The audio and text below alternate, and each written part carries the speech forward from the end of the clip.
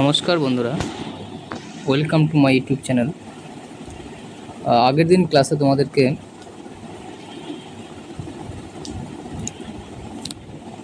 দশম শ্রেণী ইতিহাসের জন্য প্রথম চ্যাপ্টার থেকে এডুটিপস ওয়েবসাইট থেকে 30টা কোশ্চেন আলোচনা করা হয়েছে। এখন পরবর্তী আরও 30টা কোশ্চেন আলোচনা করা হবে। দেখো, পরের প্রশ্ন আছে,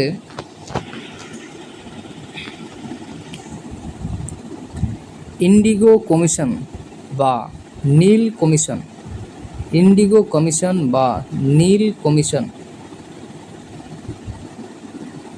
কবে গঠিত হয় এবং কে গঠন করে?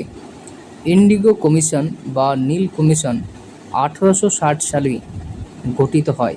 এটি গঠন করেন জে.পি. গ্র্যান্ট। জে.পি. গ্র্যান্টের উদ্যোগে এই নীল কমিশন গঠিত হয়।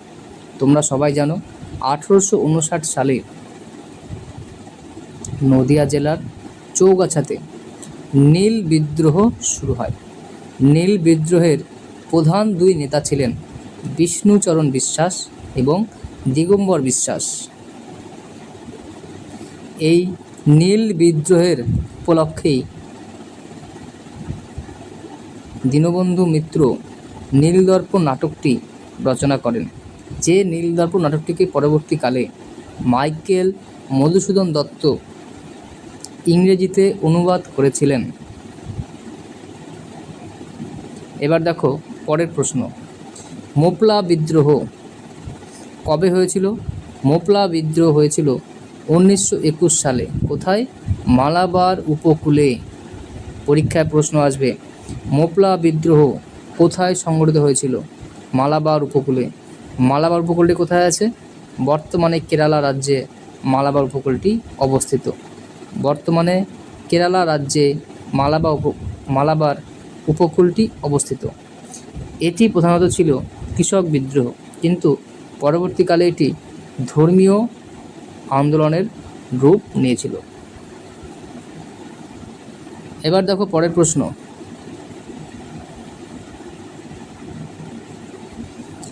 ইজরাদার দেবী সিংহের অত্যাচারে রংপুর বিদ্রোহ সংঘটিত হয়। রংপুর যে কৃষক বিদ্রোহ হয় কার বিরুদ্ধে? ইজরাদার।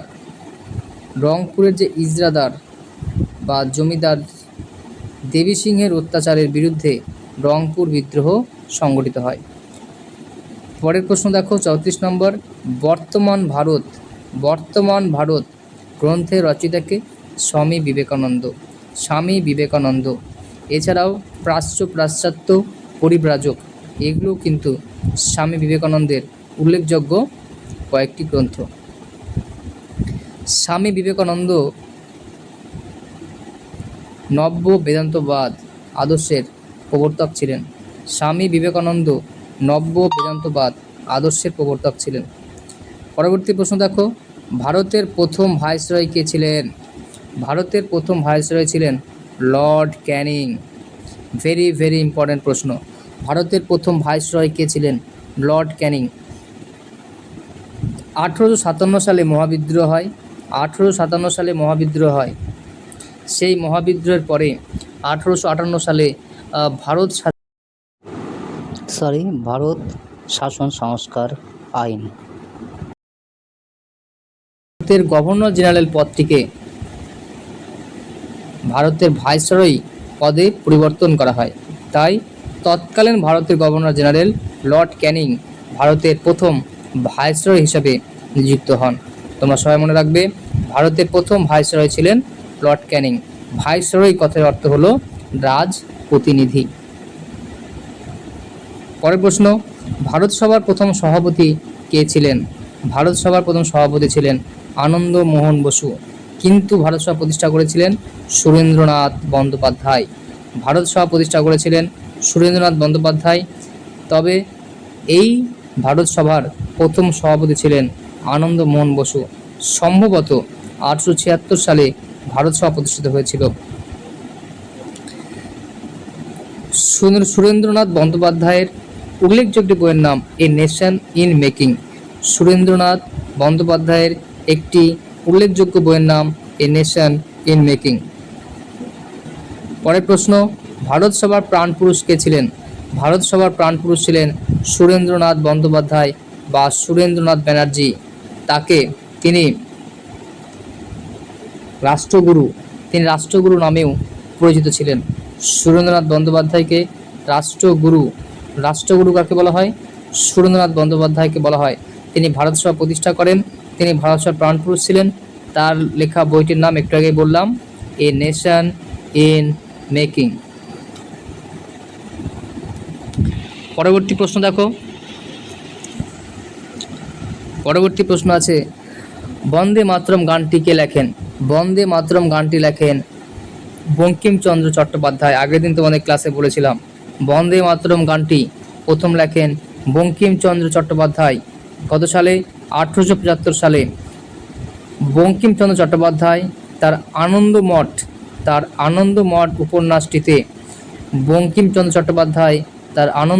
উপন্যাসটিতে বন্দে মাতরম গানটি প্রথম ব্যবহার করেছিলেন।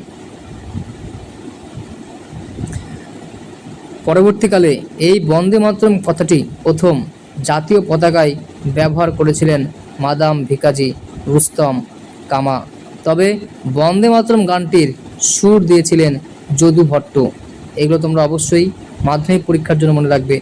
বন্দে মাতরম গানটির সুর দিয়েছিলেন যদু ভট্ট। গোরা, রবীন্দ্রনাথ ঠাকুরের বিখ্যাত উপন্যাস গোরা। রবীন্দ্রনাথ ঠাকুরের বিখ্যাত উপন্যাস গোরা। এই গোরা উপন্যাসে দেখানো হয়েছে একজন আইরিশ যুবক কিভাবে তিনি ভারতীয় পিতামাতার কাছে মানুষ হলেন এবং তার ভেতরে যে উগ্র জাতীয়তাবাদের যে আদর্শ সেটি ভঙ্গ হলো, সেই সম্পর্কে গোরা উপন্যাসে রবীন্দ্রনাথ ঠাকুর আলোচনা করেছেন। পরবর্তী প্রশ্ন, ভারতের জাতীয়তাবাদের জনক, ভেরি ভেরি ইম্পর্টেন্ট প্রশ্ন, ভারতের জাতীয়তাবাদের জনক কাকে বলা হয়? স্বামী বিবেকানন্দকে। ভারতের জাতীয়তাবাদের জনক বলা হয় স্বামী বিবেকানন্দকে। কে বলেছে? আর.জি. প্রধান স্বামী বিবেকানন্দকে ভারতের জাতীয়তাবাদের জনক বলেছেন। যদি পরীক্ষায় প্রশ্ন আসে আধুনিক ভারতের জনককে, তখন হবে রাজা রামমোহন রায়। আবার যদি পরীক্ষায় প্রশ্ন আসে ভারতের সংগ্রামশীল জাতীয়তাবাদের জনককে, তখন হবে বাসুদেব বলবন্ত ফাড়কে। যদি পরীক্ষায় প্রশ্ন আসে ভারতের সংগ্রামশীল জাতীয়তাবাদের জননী হবে মাদাম ভিকাজি রুস্তম কামা। তবে যদি পরীক্ষায় প্রশ্ন আসে ভারতের জাতীয়তাবাদের জনক কে, তখন অবশ্যই উত্তর হবে স্বামী বিবেকানন্দ। বলেছেন আর.জি. প্রধান স্বামী বিবেকানন্দকে ভারতের জাতীয়তাবাদের জনক বলে অভিহিত করেছেন।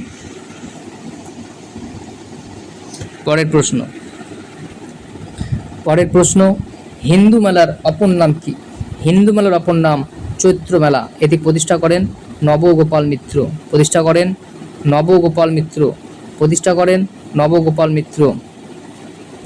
রাজনারায়ণ বসুর জাতীয় মেলার অনুকরণে হিন্দু মেলা প্রতিষ্ঠা করেন নবগোপাল মিত্র। যেহেতু এই মেলা চৈত্র মাসের সংক্রান্তিতে এই মেলা বসত বলে এই হিন্দু মেলার অপর নাম চৈত্র মেলা।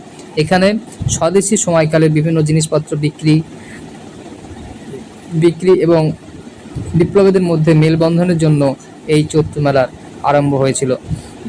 পরের প্রশ্ন, বাংলার হাফ-টোন প্রিন্টিং পদ্ধতি প্রবর্তন করেন কে? উপেন্দ্র কিশোর রায়চৌধুরী। বাংলা হাফ-টোন প্রিন্টিং কে প্রবর্তন করেন? উপেন্দ্র কিশোর রায়চৌধুরী। পরের প্রশ্ন, বসু বিজ্ঞান মন্দির প্রতিষ্ঠা করেন?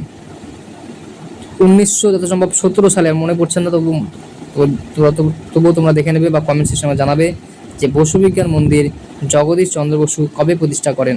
বসু বিজ্ঞান মন্দির প্রতিষ্ঠা করেন জগদীশ চন্দ্র বসু। জগদীশ চন্দ্র বসুই প্রথম ব্যক্তি যিনি প্রমাণ করেন গাছেরও প্রাণ আছে। তার কেসকোগ্রাফ যন্ত্রের সাহায্যে তিনি প্রমাণ করেন যে গাছেরও প্রাণ আছে। বসু বিজ্ঞান মন্দির প্রতিষ্ঠা করেন জগদীশ চন্দ্র বসু। বাংলা ভাষায় প্রথম ছাপা বই কোনটি? বাংলা ভাষায় প্রথম ছাপা বই হলো বাংলা ভাষায় প্রথম ছাপা বই কোনটি? A grammar of the Bengal language. A grammar of the Bengal language বইটি কে লেখেন? হ্যালেট। হ্যালেট বইটি লেখেন ন্যাথানিয়েল ব্রাসি হ্যালেট। বইটি কে লেখেন? ন্যাথানিয়েল ব্রাসি হ্যালেট লেখেন বাংলা ভাষায় প্রথম ব্যাকরণ বই বা বাংলা ভাষায় ছাপা প্রথম বই a grammar of the Bengal language. পরবর্তী প্রশ্ন, ISCS Indian association cultivation of science এ বিজ্ঞানী সিভি রমন নোবেল পুরস্কার পান কত সালে? 1928 সালে তার রমন ইফেক্ট আবিষ্কারের জন্য তিনি 1928 সালে আইএসসিএস বিজ্ঞানী সিভি রমন চন্দ্রশেখর ভেঙ্কট রমন নোবেল পুরস্কার পান। ISCS Indian association for cultivation of science প্রতিষ্ঠা করেন মহেন্দ্রলাল সরকার। ডক্টর মহেন্দ্রলাল সরকার আইএসসিএস প্রতিষ্ঠা করেন। সেই মহেন্দ্রলাল সরকারের প্রতিষ্ঠিত আইএসসিএসে পড়াশোনা করতেন বিজ্ঞানী ডক্টর সিভি রমন। সেখানে পরীক্ষা নিরীক্ষা করে তিনি রমন ইফেক্টের জন্য 1928 সালে তিনি রমন ইফেক্টের জন্য নোবেল পুরস্কার পান। পরবর্তী প্রশ্ন,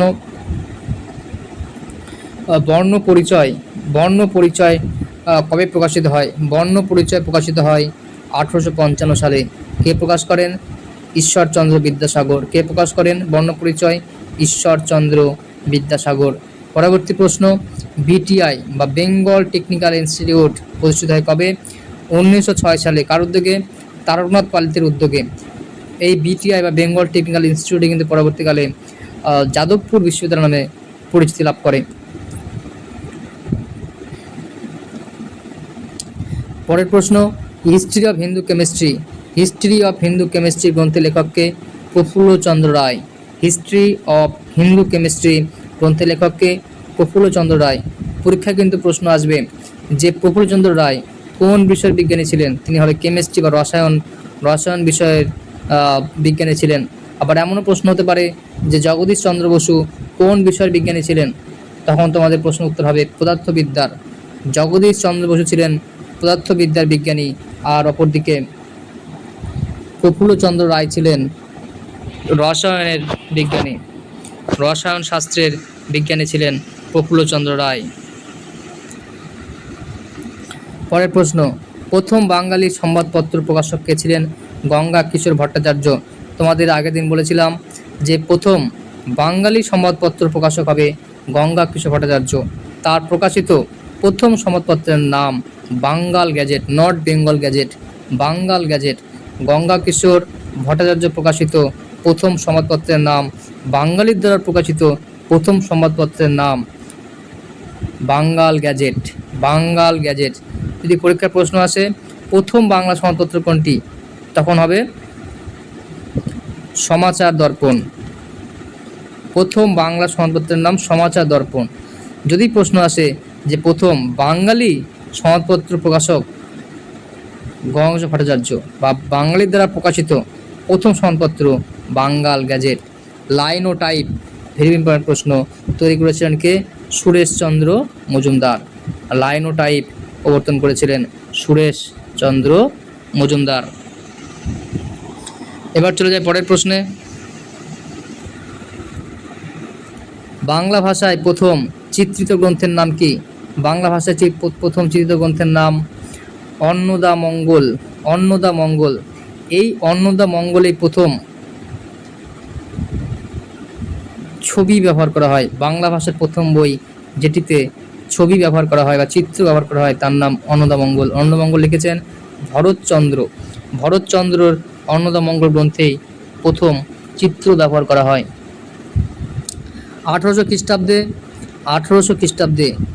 খ্রিস্টাব্দে শ্রীরামপুর মিশন প্রেস প্রতিষ্ঠিত হয়। শ্রীরামপুর মিশন প্রেস প্রতিষ্ঠিত হয় 1800 খ্রিস্টাব্দে। এটি প্রতিষ্ঠা করেন কারা? তোমরা জানো শ্রীরামপুর ত্রয়ী নামে পরিচিত তিনজন ব্যক্তি। শ্রীরামপুর ত্রয়ী নামে পরিচিত তিনজন ব্যক্তি, জেসুয়া Marshman, William Carey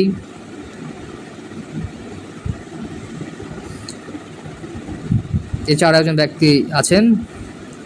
Kathakali, Kathakali কোথাকার নৃত্য তো মনে রাখবে, কথাকলি কেরালা রাজ্যের নৃত্য, কথাকলি কেরালা রাজ্যের নৃত্যশৈলী। কুচুপুড়ি কোথাকার? অন্ধ্রপ্রদেশ নৃত্যশৈলী কুচুপুড়ি। ছৌ নাচ কোথাকার? ছৌ নাচ আমাদের পশ্চিমবঙ্গের নৃত্যশৈলী, ছৌ নাচ আমাদের পশ্চিমবঙ্গের নৃত্যশৈলী। কথাগুলি কেরালা রাজ্যের, কুচুপুড়ি কেরালা রাজ্যের। এরপর দেখো, মধ্যবিত্ত শিক্ষিত বাঙালিকে নৃত্যের বিষয়ে আগ্রহী করে তুলেছিলেন শিল্পী উদয় শঙ্কর। পরীক্ষায় প্রশ্ন আসবে, শিল্পী উদয় শঙ্কর কোন ইতিহাসের সঙ্গে যুক্ত? উত্তর হবে নৃত্যের ইতিহাস। নৃত্যের ইতিহাসের সঙ্গে যুক্ত ছিলেন শিল্পী উদয় শঙ্কর। নৃত্যের ইতিহাসের সঙ্গে যুক্ত ছিলেন, নৃত্যের ইতিহাসের সঙ্গে যুক্ত ছিলেন শিল্পী উদয় শঙ্কর।